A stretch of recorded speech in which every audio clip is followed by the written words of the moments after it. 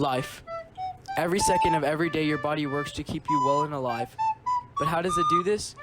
What steps do the cells that make up you take to maintain your livelihood? We shall explore these cellular processes and how they keep you alive on this episode of To More Onward the Science Guy. Associates, today we will explore the science of cellular processes. But before we jump into it, we need to go over some key terms to make sure we are informed on the matter. Homeostasis, the tendency towards a relatively stable equilibrium between the interdependent elements, especially as maintained by physiological processes. Diffusion, the movement of particles from an area of high concentration to an area of low concentration through a semi-permeable membrane. Facilitated diffusion, regular diffusion, but it needs the help of a carrier protein, but does not require the use of energy. Osmosis, when molecules of a solvent tend to pass through a semi-permeable membrane from a less concentrated solution into a more concentrated area. Concentration gradient, the process of particles moving through a solution from an area of higher number of particles to an area of a lower number of particles. Hypertonic, having a higher osmotic pressure than a particular fluid, typically a body fluid or intracellular fluid.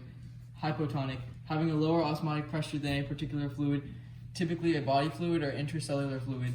Active transport, the movement of ions or molecules across the cell membrane into a region of higher concentration and is assisted by energy, ATP. Passive transport, the movement of ions or molecules across a cell membrane without the use of energy, ATP. Endocytosis, the taking in of matter by a living cell by invagination of its membrane. Exocytosis, the exiting of matter by a living cell in invagination of its membrane. To keep you well and alive, the cells in your body are constantly fighting to maintain homeostasis. As you already know, homeostasis is the balance of condition within the cell in order to live.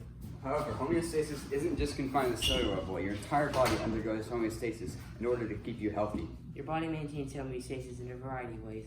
One of which is by maintaining a constant temperature, like sweating when you get hot or shivering when you get cold. Another way your body does this is by transporting nutrients and other molecules from the food you eat across your body. However, today we'll be focusing mainly on homeostasis at the cellular level, which is maintained by keeping the concentrations of ions, nutrients, and waste constant, as well as by maintaining a constant temperature and pH level. This poses the question, how do these cells keep these conditions constant?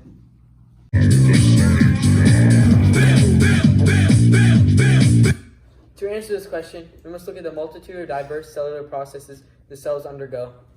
That includes metabolism, energy conversion, molecular transport, and other processes. Thank you. Metabolism is a set of chemical reactions a cell must undergo to maintain life, whether they be catabolic, which break down larger molecules into smaller ones, or anabolic, which build up larger complex molecules. Energy conversion is when a cell stores energy between the chemical bonds of the molecule adenosine triphosphate and eventually releases it by splitting off the phosphate, producing adenosine diphosphate. This release of energy allows the cells to perform many major processes essential to its continual well-being. However, while these processes are extremely important to the livelihood of the cell, the star of today's show is molecular transport. So what exactly is molecular transport and how does it work? To be brief, molecular transport is the transport of molecules in and out of the cell.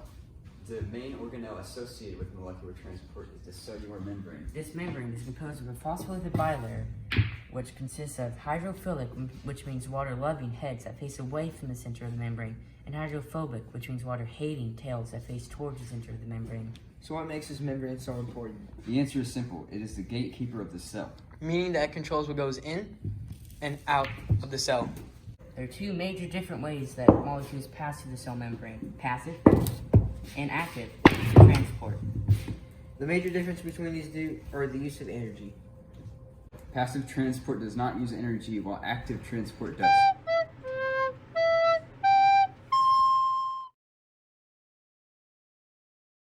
There are many different types of passive transport, Including simple diffusion, facilitated diffusion, and osmosis. Simple diffusion is when the particle moves to equalize its concentration throughout a solution or down its concentration gradient. Man, this piece is taking a while to get here. How can I maintain my homeostasis? Someone say, pizza? Certain small non-polar molecules can pass through the cell membrane freely, including water, ammonia, carbon dioxide, and oxygen. Other molecules are too large to pass through the membrane and require the help of a protein channel to move through it. When a molecule enters a cell while it's moving with the concentration gradient and requires the help of a carrier protein, it's called facilitated diffusion. A facilitated diffusion occurs if the carrier protein fuses with the molecule needed to pass over the membrane and changes its shape to allow said molecule to travel through the membrane. It does not use energy in this process. Another type of passive transport is osmosis, the diffusion of a solvent across the cell membrane, usually water, due to the different concentrations of the solute within the cell and the solution the cell is in. Osmosis can affect a cell differently depending on whether the solution a cell is in is a hypotonic, hypertonic, or isotonic solution. If a cell is in an isotonic solution, the concentration of all solutes are equal or around equal throughout the cell and the solution it's in. If the cell is in a hypotonic solution, the concentration of the solvents within the cell is greater than the surrounding solution. In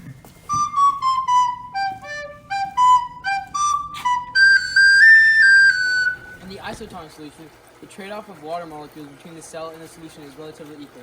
If the humans represent water molecules in the pool of cell, it would look like this. In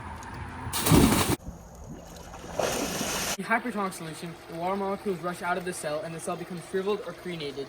If the humans represent water molecules in the pool of cell, it would look like this. In the hypotonic solution, the water molecules rush into the cell and the cell becomes swollen or lysed. If the humans represent water molecules in the pool of cell, it would look like this.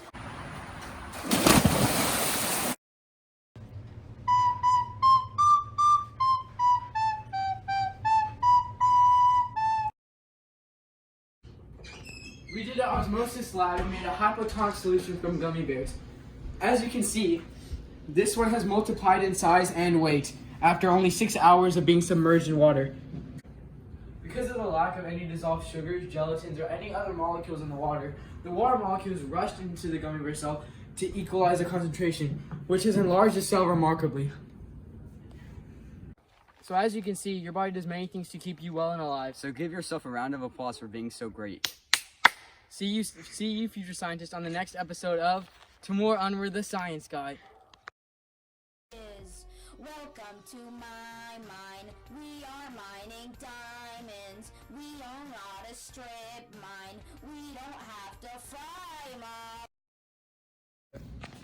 Man, I'm hungry. There's nothing in the fridge. How can I maintain my homeostasis?